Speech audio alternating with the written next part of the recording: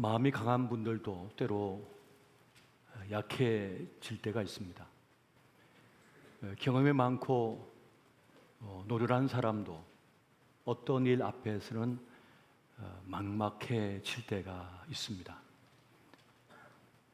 그만큼 우리의 인생의 길이 쉽지 않고 변수가 많기 때문입니다. 두려움에 사로잡힌 사람의 태도는 다양하다고 합니다. 어떤 일은 그 상황에 묶여서 얼어붙어 버립니다. 또 어떤 일은 그 상황을 피해서 도망을 갑니다. 또 어떤 일은 원망과 불평으로 남 탓을 합니다. 또 어떤 일은 그것을 숙명으로 그렇게 받아들이기도 합니다. 오래 살았어도 삶은 쉽지 않은 것 같습니다. 해가 거듭될수록 쉬워지는 것이 아니라 더 어렵게 느껴질 때도 참 많습니다. 삶은 여전히 무겁고 불투명하며 내일을 미리 알 수 없기 때문입니다. 세상에는 또 완전한 행복도 없는 것 같습니다. 예쁜 장미를 얻었다 생각했는데 가시가 따라옵니다. 성공했다고 하는 순간 더 큰 일이 버티고 있고, 정상에 올랐다고 하는 순간 더 높은 정상이 있음을 우리가 깨닫게 됩니다. 사실 우리의 인생, 삶은 전쟁터와 같습니다. 요즘 젊은 청년들이 가장 꿈꾸는 회사가 있답니다. 그것은 바로 구글이라고 하는 곳입니다. 그것은 세상의 천재들이 다 모여 있다고 하죠. 출퇴근을 자유롭게 할 수 있다고 합니다. 또 급여도 최상급으로 준다고 합니다. 원한다면 휴가도 자기 마음껏 쓸 수가 있습니다. 또 뜻이 맞는 사람들끼리 함께 악기를 들고 길거리 버스킹을 할 수도 있습니다. 복장도 자기 마음대로 할 수 있고, 또 복지시설이 얼마나 잘 되어 있는지 안마도 받을 수 있고 머리도 할 수 있으며, 또 원한다면 심리 상담도 무료로 받을 수가 있다고 합니다. 하지만 자율이 주어지는 만큼 책임 또한 무겁다고 합니다. 성과가 없으면 즉시 해고당한다고 합니다. 그래서 이직률도 가장 높다는 그런 말을 합니다. 그렇게 좋아 보이는, 자유로워 보이는 그 회사도 전쟁터임을 우리가 보게 됩니다. 열심히 사는 사람일수록 업다운이 심하다고 합니다. 어떤 때는 큰 성공을 거두어서 행복해하기도 하지만, 어떤 일에 실패나 실수를 할 때는 땅바닥에 떨어진 듯 그렇게 추락을 경험하기도 합니다. 그래도 후회도 많고 실망도 많다고 그래요. 열심히 사는 사람이 말이죠.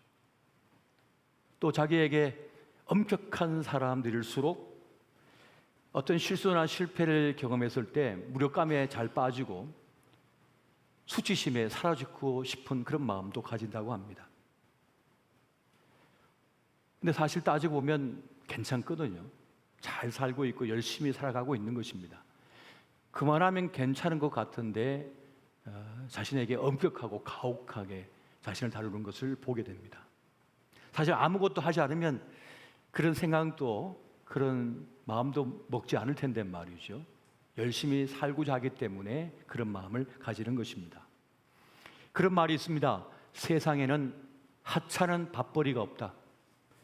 우리가 살기 위하여, 또 자식을 위하여 애쓰고 수고하며 흘리는 땀방울은 결코 헛된 것이 없다는 겁니다. 다 소중하고 귀중한 일이라는 것이에요. 그래서 우리는 결코 자신을 과소평가하거나 하찮은 사람으로 생각해서는 안 될 것입니다. 많은 분들이 자신을 괴롭히는 생각들이 있습니다. 나는 형편없어. 나는 아무것도 가진 것이 없어. 나는 최선을 다하지 않았어. 나는 잘하는 것이 아무것도 없어. 그런 말로서 자신을 괴롭히는 분들이 많이 계십니다. 어떤 일을 하다가 너무 힘겨우면 많은 분들이 먹는 것으로 이 스트레스를 해소한다고 합니다. 정신없이 먹다 보니까 배가 남산해지고 배둘레헴이 될 때가 참 많습니다. 그래서 나중에는 자신을 막 미워하는 거예요. 자신을 비난하는 거예요. 멍청이, 그걸 왜 이렇게 많이 먹었냐? 이렇게 또 이렇게 많이 먹었어. 얼마 전에 다이어트 한다고 선포해놓고 또 이게 뭐야? 하면서 자기를 그냥 혼내는 것이지요. 근데 여러분, 우리가 이것을 자세히 생각해 볼 필요가 있습니다. 우리가 어떤 일을 하다가 힘겨울 때 자꾸 뭔가를 먹음으로써 스트레스를 해소하는 것은 사실은 살고자 하는 발부동이라고 합니다. 생존 본능이라고 하는 것이죠. 먹음을 통하여 그 아픔, 고통을 잊어버립니다. 그리고 그것은 자신을 위로하기 위함이라고 그래요. 에너지를 얻고 싶고 힘을 얻고 싶어서 자꾸 먹는다는 것이죠. 저도 설교를 준비할 때 이 달콤한 거를 이렇게 초콜릿을 먹거든요. 커피도 한잔 하지만 달콤한 걸 같이 먹습니다. 그 쓴맛과 단맛을 같이 느끼면서 에너지를 충전해요. 제 동기 목사님도 심리 상담 교수가 있는데 자기도 그런다고 그런 얘기를 해요.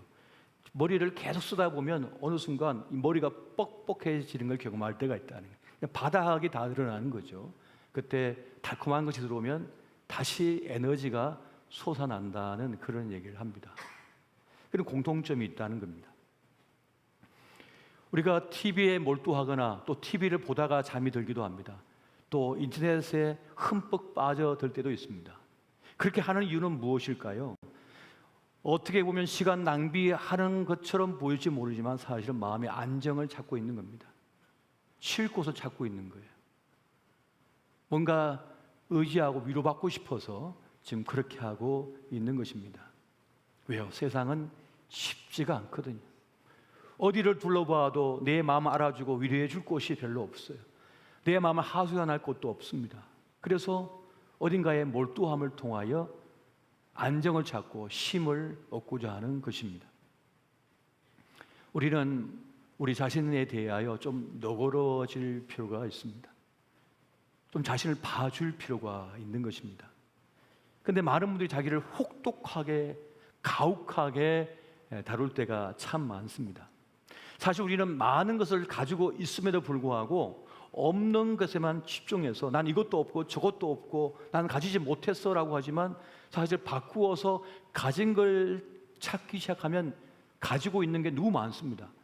재능도 너무 많고 가능성도 너무 많은데 우리는 없는 것에만 집중하여 자신을 가혹하게 다룰 때가 너무 많다는 것입니다. 요즘 젊은이들 사이에 MBTI 성격 유형 검사가 유행하고 있습니다. 또 회사에서 직원을 뽑을 때도 그 MBTI 검사를 해가지고 직원을 뽑기도 합니다. 16가지 성격 유형 검사이거든요. 저도 거기에 대한 강사 자격증을 갖고 있는데요. 그런데 한국 사회의 대부분을 차지하고 있는 게 ISTJ형이라고 해요. 그 유형은 보통 자신을 엄격하게 다룹니다. 어떤 것을 계획적 목표를 잡아놓고 거기에 못 따라가면 자기를 한없이 비난해요. 자기를 엄격하게 다뤄버려요. 어떤 여행을 갈 때도 계획을 딱 짜가지고 몇 시에 어디 도착하고 밥 먹는데 몇 분 걸리고 이렇게 다 짜놓고 그걸 못하면 자기를 함부로 다뤄요. 이 못난 인간 그밖에 못해. 남들 볼 때는 너무 부지런하고 너무 정확하고 너무 일을 잘하고 있는데도 그런데도 불구하고 자기를 봐주지 않고 또 상대방도 봐주지 않습니다. 그래서 너무 힘겨운 사회가 돼버렸습니다. 너무 힘들게 살아가고 있다는 겁니다. 그만하면 잘 살고 있는데, 그래서 세계인들을 보면 한국 대단하다, 한번 가보고 싶다, 이렇게 발전한 나라가 있나? 그런데 우리 뭐라고 합니까? 헬조선이래요. 지옥이라고 얘기를 하고 있단 말입니다. 우리는 좀 자신에 대하여 너그러워질 필요가 있고 다른 분들에 대해서도 좀 너그러워질 필요가 있다는 생각을 가지게 됩니다. 여러분, 동물들은요, 상처를 입으면, 병이 들면 그 밀림 속에서, 정글 속에서 생존하려다 보니까 다치기도 하고 병들기도 하잖아요. 그러면 깊은 숲속에 혹은 동굴에 들어가서 쉰답니다. 약초를 뜯어먹고는 아무것도 먹지 않고 그냥 잠을 잔대요. 그렇게 몇 날 며칠을 꼼짝도 않고 있는 동안에 몸이 자연스럽게 치유가 되는 겁니다. 그것처럼 많은 분들이 힘겨울 때 그렇게 나만이 알고 있는, 나만이 쉴 수 있는 장소 들어가서 쉼을 얻습니다. 그런데 그것도 어느 정도까지입니다. 그게 너무 깊어지면 일어서질 못해요. 벗어나질 못하게 되는 거예요. 일정한 시간이 지나면 거기서 나와야 됩니다. 나와서 사람을 만나야 돼요. 내 마음 들어주고 내 말을 들어줄 사람, 또 함께 있어줄 누군가를 찾아야만 일어설 수가 있고 회복될 수가 있는 것입니다. 한 번은 제가 뜻하지 않은 사고로 병원에 누워 계신 분을 찾아뵌 적이 있습니다. 그런 말을 하시는 거예요. 진통제를 맞아도 통증이 가시지 않는 아픔이 있대. 그래서 밤새 고통스럽게 절규해. 그러면서 두려움이 엄습하더랍니다. 이러다가 나 평생 한쪽 다리를 못 쓰게 되는 건 아닐까? 평생 목발을 짚고 살아가야 되는 건 아닐까라고 하는 그러한 절망 속에서 밤잠을 이루지 못했다는 그런 두려움에 휩싸이더랍니다. 그런데 이제 시간이 지나니까 다리가 많이 회복되면서 다시 움직일 수 있게 되어지고, 그래서 많이 나아졌는데 그 순간 또 다른 불안과 두려움이 몰려오더랍니다. 철저하게 홀로 외톨이가 되었다는 생각, 세상에서 잊혀지고 버려졌다는 생각. 처음에는 괜찮냐고 하던 전화가 계속 걸려왔는데 시간이 지나니까 이제 한 통도 안 걸려오더랍니다. 아, 세상이 나를 버렸나 보다. 나는 철저하게 혼자구나. 그렇게 영혼을 거들내는 외로움, 고독 속에 빠져들었습니다. 그때 제가 찾아갔다는 거예요. 기도해 주더랍니다. 손잡아주고 함께 주더랍니다. 그러면서 다시 살 용기, 다시 희망이 자기 마음속에 솟아오르는 걸 경험했대요. 그때부터 밥맛이 나더랍니다. 그 병원 밥이 늘 똑같잖아요. 크게 다르지를 않아요. 그렇게 맛없는 밥이 없는데 자기 마음이 바뀌어지니까 밥맛이 있더랍니다. 그리고 소화도 잘 되더라는 거예요. 그러니까 이 마음의 문제, 이 불안과 두려움의 문제라고 하는 것이 우리의 삶에 큰 영향을 미친다는 것을 여기서 알 수가 있다는 것입니다. 그렇게 작은 관심이 한 사람의 운명을 바꾸고 그 마음 심사를 바꿀 수가 있다는 것입니다. 무너져 내리는 그 마음을 그 따뜻한 말 한마디, 손잡아 줌이 이렇게 세울 수가 있다는 것이죠. 다시 소망을 갖게 하더라는 것입니다. 벼랑 끝에 선 듯 위태로운 형편 속에 있었는데 그 영혼이 안식을 누리게 되었다는 것입니다. 그런데 그 곁에 함께 하시는 분이 하나님이시라면, 하나님께서 나와 함께 하신다면 어떠한 문제, 어떠한 위기도 이겨낼 수 있음을 여러분 믿으시기 바랍니다. 오늘 본문의 말씀을 보게 되면 모세의 뒤를 이어서 여호수아가 이스라엘 공동체, 이 출애굽 공동체를 이끄는 리더, 지도자가 되어집니다. 그때 여호수아는 큰 두려움 속에, 불안 속에 빠져들게 되었습니다. 그때 하나님 아버지께서 찾아오셔서 하신 말씀이 너는 두려워하지 말고 강하고 담대하라. 내가 너와 함께 함이라는 말씀을 주고 있습니다. 여러분, 여호수아의 두려움은 어디서 온 것일까요? 그것은 자기의 한계, 자기의 현실, 자기의 위치를 알았기 때문입니다. 사람은 자기가 얼마나 허약한 토대 위에 서 있는지를 잘 압니다. 남들은 멋있다, 훌륭하다, 대단하다라고 말하지만 사실 자신은 자기의 꼬라지를 잘 알거든요. 자기가 얼마나 실수 많고 형편없는지 잘 알거든요. 얼마나 끈기 없고 어리숙하고 엉뚱한지 잘 알거든요. 그렇기 때문에 자신의 위치, 자기 한계를 알기 때문에 지금 여호수아는 두려움 속에 빠져들었던 것입니다. 누가 내가 형편없는 것을 알까 싶어서, 나의 연약한 부분을 알아차릴까 싶어서, 내 약점을 알까 싶어가지고 전전긍긍하며 사는 것이 우리 인생이라는 것입니다. 여러분, 닭이 누가 오면 이 벼슬을 바짝 세우고 말이죠, 이 몸을 막 부풀리잖아요. 막 날개짓 하면서 막 꼬끼꼬끼 하면서 막 힘을 낸단 말이에요. 근데 그것은 약하기 때문에. 여러분, 짐승의 세계를 보면 다 색깔을 바꾸든지 몸을 막 부풀려가고 큰 돈처럼 이렇게 행세하는 이유가 뭡니까? 약하기 때문입니다. 약하니까 강하게 보이고 싶어서 그렇게 행동을 하는 거예요. 근데 진짜 센 놈은 가만히 있어요. 여러분, 사자가 뭐 지나가도 고통도 안 하고 그냥 가만히 있어요. 지나가든 말든지 상관 안 합니다. 배고프지 않은 이상은. 왜요? 강하니까. 센 놈은 그냥 가만히 있을 뿐입니다. 하지만 자기 약함을 아는 이들은 남이 자신의 약함을 알까 싶어서, 우습게 여길까 싶어서 만성적 불안과 두려움에 휩싸여 살고 있는 것입니다. 그렇게 두려움과 불안은 우리 영혼을 갈라가 먹습니다. 우리 삶을 위태롭게 만들어 버리는 것입니다. 2021년도 불안장애 환자 수가 86만 5천 명이 넘었었다고 합니다. 2017년도에 비해서 32.3%가 늘어났대요.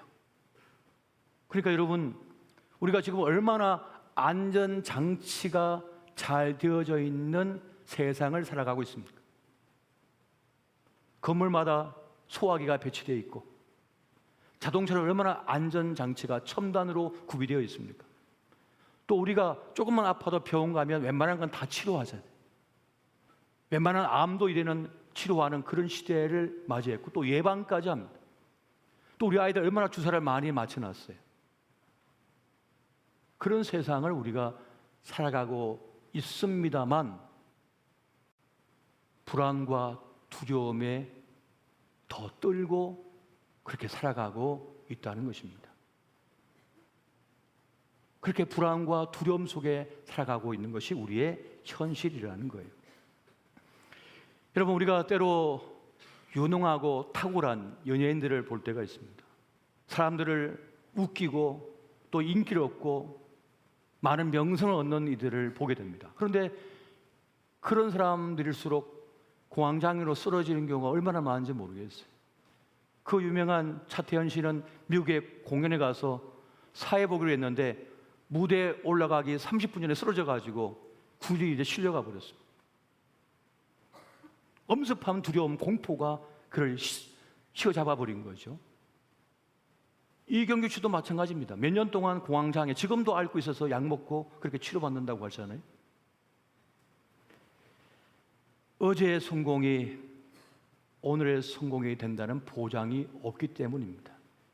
어제 무대를 성공적으로 마치고 내려왔더라도 오늘 이 무대를 또 성공시킬 수 있을지 보장이 없기 때문입니다. 그 엄습하는 불안, 두려움이 있었던 것입니다. 여러분, 이 불안감, 두려움은 어디서 오는 것일까요? 그 이유는 믿음 없음, 확신 없음에서 오는 것입니다. 누구든 자기 위치에 대한 확신이 없습니다. 누구든 자기 존재에 대한 확신이 없이 살아가고 있습니다.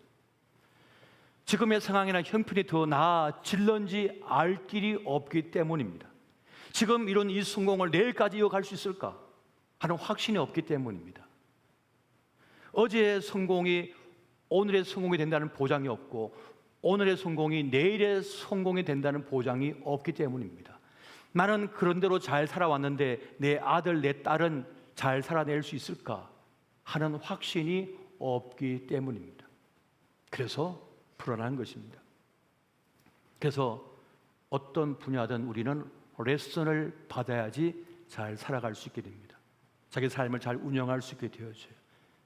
다시 말하면 불안과 두려움도 하나님께 레슨을 받아야 한다는, 훈련을 받아야만 됩니다. 저 망망대해 저 깊은 바다와 강도 건너기 위해서는 수영하는 법을 레슨을 받아야 됩니다. 그렇지 않고 그냥 나 건강하다고 뛰어들었다가는 그냥 빠져버려요. 그것처럼 불안과 두려움도 다룰 수 있는, 그걸 극복할 수 있는 레슨, 훈련이 필요하다는 것입니다. 오늘 하나님의 레슨은 무엇입니까? 가르침은 바로 이것입니다. 상황이나 형편에 집중하지 말고 하나님께 집중하라는 것입니다. 한번 따라해 보십시오. 하나님께 집중하라. 하나님께 집중하라. 이것이 하나님 아버지께서 우리에게 알려주시는 레슨이에요. 가르침이라는 것입니다. 우리 어떤 문제가 발생하면 그 문제에 압도당해버리고 그 문제에 시선을 뗄 수가 없습니다. 그 문제에 장악당해버려요. 그런데 주님께서 말씀하기를 뭐라고 말씀하십니까? 눈을 들어 주를 보라. 눈을 들어 주를 보라. 지금 이 문제를 벗어날 수 없고 눈을 뗄 수가 없는데 그럼에도 불구하고 그것을 놓고 눈을 들어 주를 보라는 겁니다. 이것을 할 수 있느냐 할 수 없느냐가 관건이라는 것입니다. 여러분, 사람들은 누구든지 자기 위치 때문에 무너집니다. 상처받습니다. 건강의 위치 때문에 상처받습니다. 미모의 위치 때문에 상처받습니다. 여러분, 동창회 가도 이런 미모의 서열이 있잖아요. 첫째, 둘째, 나는 항상 끝자리. 건강의 위치도 있습니다. 오랜만에 만났는데 한 친구는 산도 올라갔다 내가 뛰어갔다 올 정도로 튼튼한 친구가 있지만 나는 조금만 빨리 그래도 숨이 차가지고 따라갈 수가 없어요. 이 건강의 위치가 있는 거예요. 또 인간관계의 위치도 있습니다. 우리가 어디에 가서 만나면 항상 중심에서 대화를 주도하고 관심의 대상이 되는 사람이 있어요. 근데 나는 아무도 관심을 가져주지도 않고 말을 걸어오지도 않아요. 그래서 그림자처럼 배경만 됐다가 오는 거예요. 그 때문에 상처받고 아픔을 경험하게 됩니다.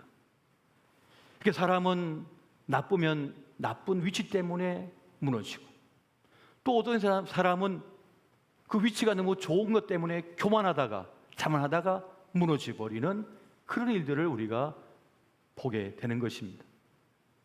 근데 오늘 주님께서 주시는 가르침은 그런 것 보지 말고 주를 보라. 눈을 들어 하나님을 보는 것, 그것이 바로 해결책이라고 지금 우리에게 말씀해 주고 계시는 것입니다. 그렇다면 오늘 주님께서 오늘 본문을 통하여 주시는 두려움과 불안을 극복하는 그 가르침은 무엇일까요? 첫 번째는 하나님께서 나와 함께 하신다는 것을 믿는 것입니다. 한번 따라해 보십시오. 하나님께서 나와 함께 하신다. 하나님께서 나와 함께 하신다. 오늘 요수아 1장 9절 말씀을 보면 이렇게 말씀하죠. 내가 내게 명령한 것이 아니냐. 강하고 담대하라. 두려워하지 말며 놀라지 말라. 내가 어디로 가든지 내 하나님 여호와가 너와 함께 하느니라 하시니라. 여호와 하나님께서 함께 하신다. 이것을 지금 우리 하나님께서 요수아에게 또 우리에게 지금 말씀하고 있는 것입니다. 저도 힘겨울 때마다 자주 묵상하는 시편이 있습니다. 시편 23편입니다. 특히 시편 23편 가운데 4절을 제가 무척 좋아합니다. 그럼 시편 23편 4절 말씀 우리 같이 한번 볼까요? 자, 시작. 내가 사망의 음침한 골짜기로 다닐지라도 해를 두려워하지 않을 것은 주께서 나와 함께 하십니다. 주의 지팡이와 막대기가 나를 안위하시나이다. 아멘. 사망의 음침한 골짜기에 있다 할지라도, 그걸 지난다 할지라도 주님께서 나와 함께 하신다. 이 확신, 이것이 불안과 두려움, 문제에서 나를 건져내어주는 그런 말씀이 되고 있습니다. 이 시에서 알려주고 있는 가장 강력한 말은 뭡니까? 목자 대신 주님께서 함께 하신다라고 하는 사실입니다. 여러분, 목자가 함께하면 길을 잃어도 괜찮습니다. 목자가 다시 길을 찾아줄 것이니까요. 못된 짐승이 사자가 공격한다 할지라도 주의 지팡이와 막대기로 후들겨 패가지고 쫓아버린다는 거예요. 쫓아버린다는 거예요. 이것이 주님의 약속이거든요. 그래서 사망의 골짜기를 지난다 할지라도 주님께서 나와 함께 하신다. 그 믿음으로 버틸 수가 있는 것입니다. 주님께서 함께 하신다고 하는 믿음, 이 확신, 이 분명한 믿음이 있을 때 그 불안과 두려움을 몰아낼 수 있고 이겨낼 수가 있다는 것입니다. 시편 기자는 그런 말을 합니다. 내게 부족함이 없다고 그렇게 고백하는 걸 보게 됩니다. 그런데 여러분, 과연 그럴까요? 여러분, 예수 믿어도 어려움을 당합니다. 예수 믿어도 병에 걸립니다. 예수 믿어도 배신을 당합니다. 예수 믿어도 교통사고가 납니다. 식사하게도 그렇게 잘하고 밥을 먹었는데 체해요. 소화불량이 일어날 때도 있어요. 그러니까 기도한다고, 예수 믿는다고 늘 좋은 일만 있는 것이 아니라고 하는 사실입니다.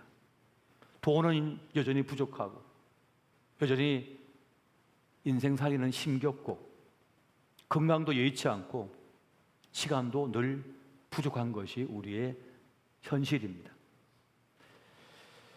그러니까 우리는 삶의 순간순간마다 결핍을 경험하고 있습니다. 그런데 그럼에도 불구하고 성경의 많은 인물들은 나는 부족함이 없습니다 라고 고백을 하고 있는 것을 보게 됩니다. 신명기 2장 7절에 이 모세의 말을 들어보면 이렇습니다.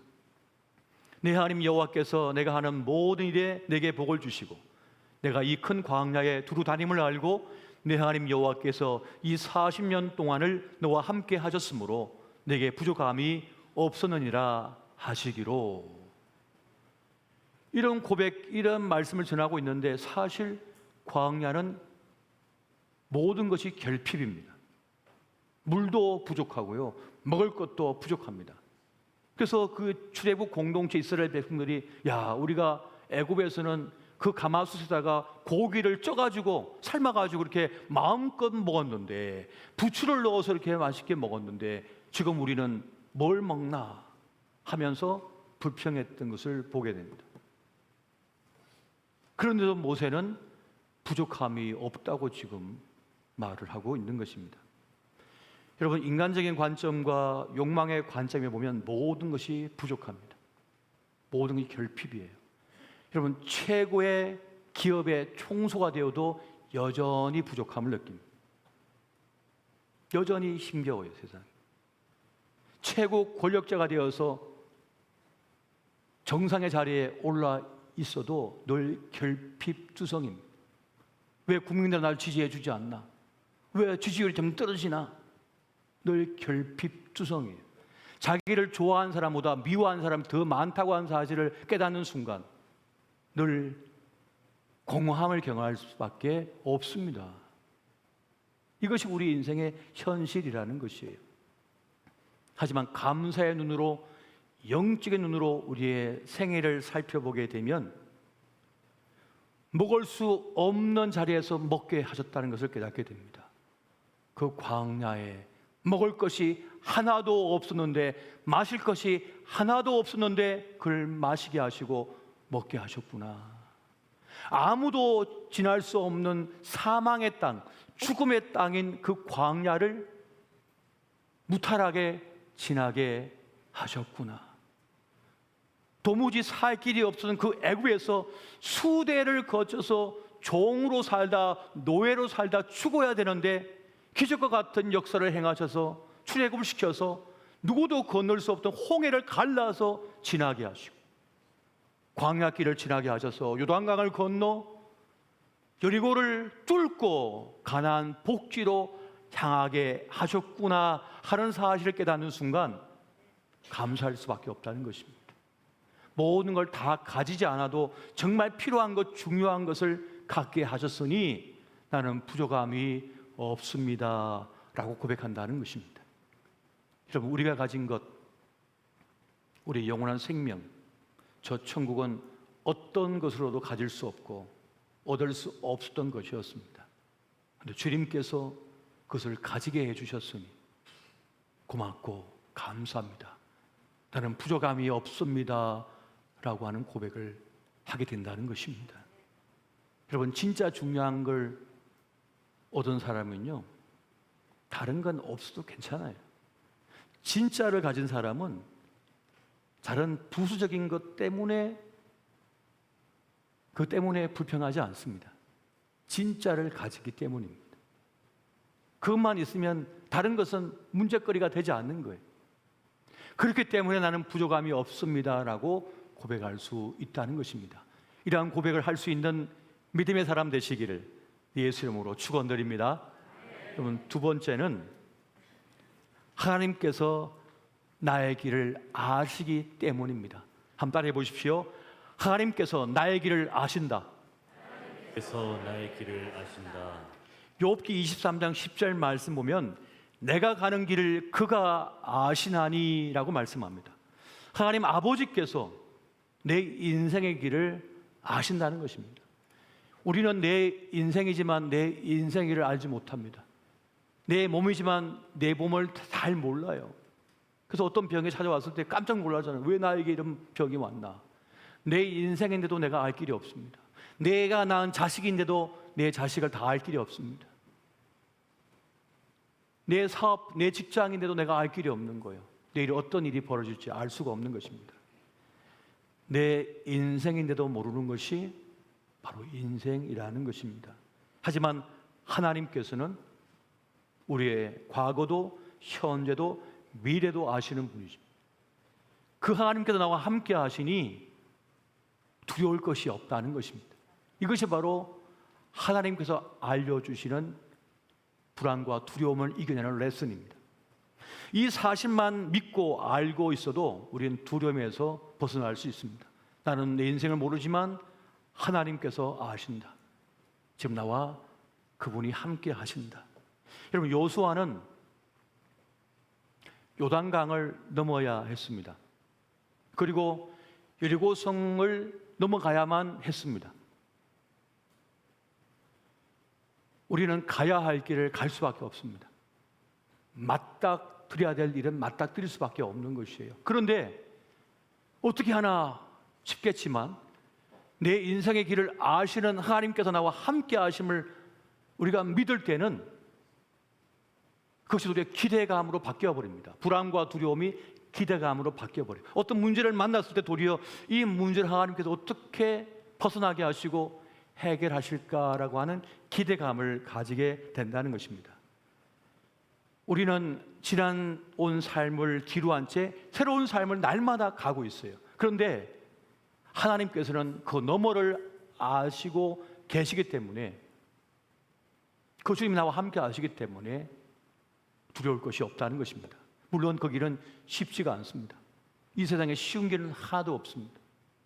매일매일이 어렵습니다. 하지만 하나님께서 내 인생의 여정을 아시기 때문에 그분과 함께 하심이 나에게 위로가 되고 힘이 된다는 것입니다. 내 능력으로는 갈 수 없는 길인데 하나님께서 함께 하심을 통하여 그 길을 갈 수 있다고 하는 사실을 여호수아는 깨닫게 되었습니다.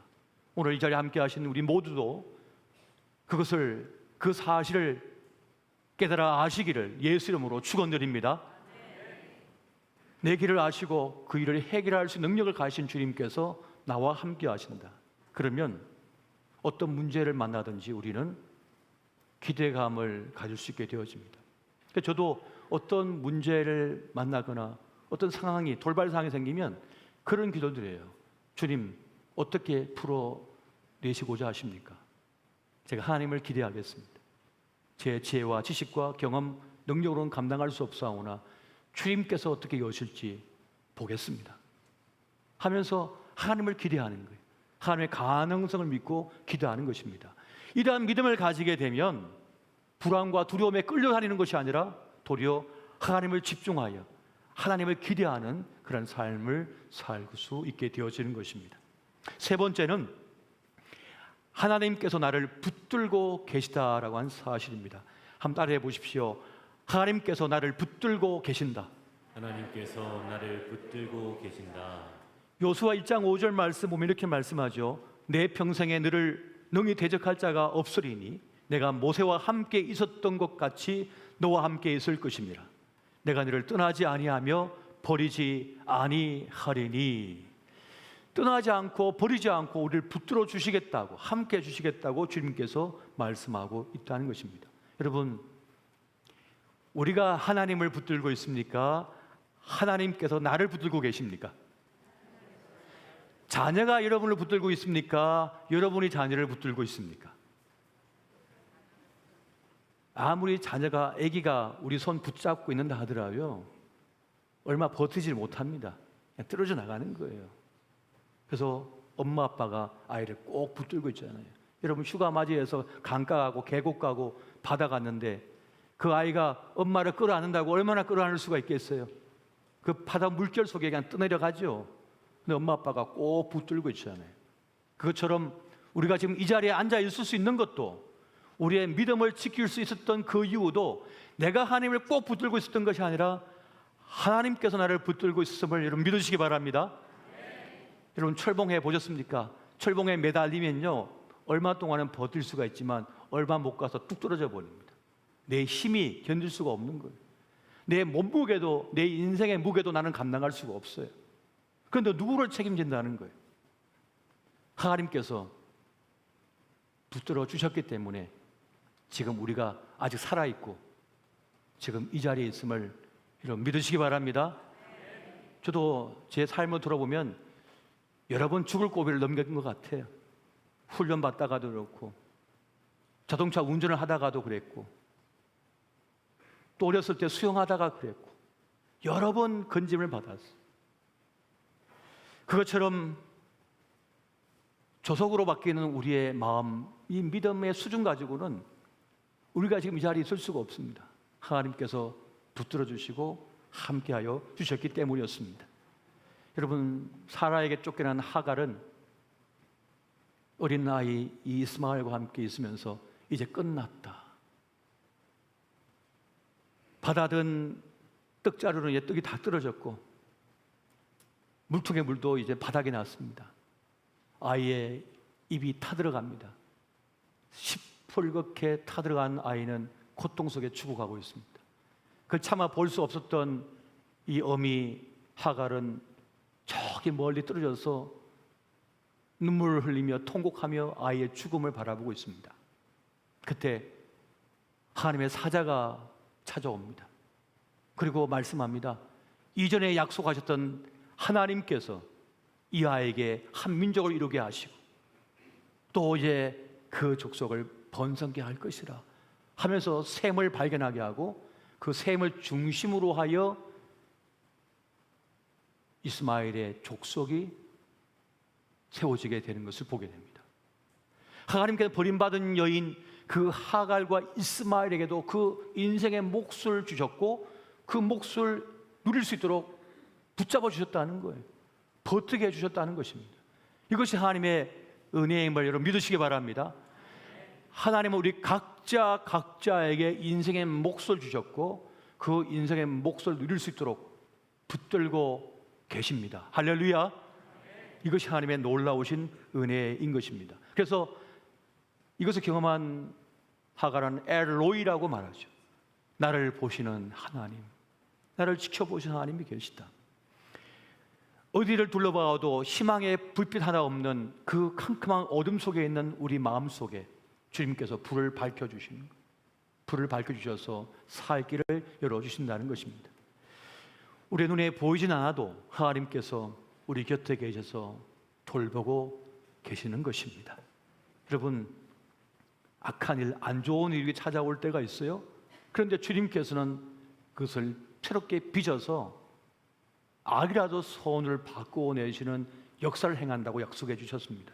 로마서 8장 28절에 우리가 알거니와 하나님을 사랑하는 자, 곧 그의 뜻대로 부르심을 입은 자들에게는 모든 것이 합력하여 선을 이루느니라.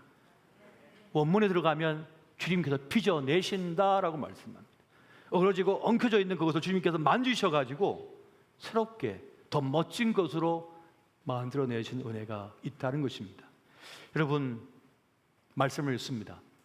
오늘 주님께서 요수아에게 또 우리에게 주시는 중요한 메시지가 있어요. 그것은 우리와 함께 하시고 또 우리를 아시고 또 우리를 붙들어 주실 뿐만 아니라 우리에게 한 가지 중요한 것을 말씀해 주셨습니다. 그것은 하나님의 말씀을 붙들고 살아야 된다는 것입니다. 여러분, 요수아 1장 8절 말씀을 같이 한번 보겠습니다. 자, 시작. 이 율법책을 내 입에서 떠나지 말게 하며 주야로 그것을 묵상하여 그 안에 기록된 대로 다 지켜야 하라. 그리하면 내 길이 평탄하게 될 것이며 내가 형통하리라. 아멘. 하나님은 말씀을 통하여 우리에게 힘을 불어 넣어 주십니다. 그 말씀을 읽을 때에 주야로 말씀을 읽고 묵상할 때에 그 말씀 우리 전존재를 만지게 되고 그리고 우리의 심령 깊은 곳에 생명의 기운이 다시 일어설 수 있도록 그렇게 불어 넣어 주시는 은혜를 베풀어 주십니다. 하나님은 말씀을 통하여 우리를 건져내어 주시고 그 말씀을 통하여 우리를 새롭게 바꾸어 주십니다. 우리 영혼이 회복을 얻게 되고 상처가 치유되어지며 우리에게 새로운 마음가짐을 갖게 만들어 줍니다. 그런 말이 있습니다. 인간은 언어적 존재이기 때문에 내가 지금 듣고 있는 그 말이 나에게 운명이 된다. 그리고 내가 붙드는 그 말이 내 운명이 된다. 여러분, 나를 미워하는 누군가가, 나를 싫어하는 누군가가 나에게 악담을 퍼붓고 나에게 저주말을 피붓고 했을 때 그 말씀을 계속 붙들고 있으면 어떻게 됩니까? 그 말씀 때문에 속이 썩어 들어가는 거예요. 절망을 경험하게 되는 거예요. 하지만 생명의 말씀, 진리의 말씀, 우리를 살아야 되는 그 말씀을 붙들게 되면 내 안에 새로운 용기와 삶의 의지와 담대함이 생기게 되고 그 말씀이 나를 만짐을 통하여, 나를 고침을 통하여, 나의 마음을 수술함을 통하여 우리가 다시 살아나게 되는 은혜를 누리게 되는 것입니다. 그러므로 여러분, 이 무더운 여름 날씨 속에서 있지만 말씀을 붙드시고 나와 함께 하시는 하나님 믿고 나아가시기를 예수 이름으로 축원드립니다.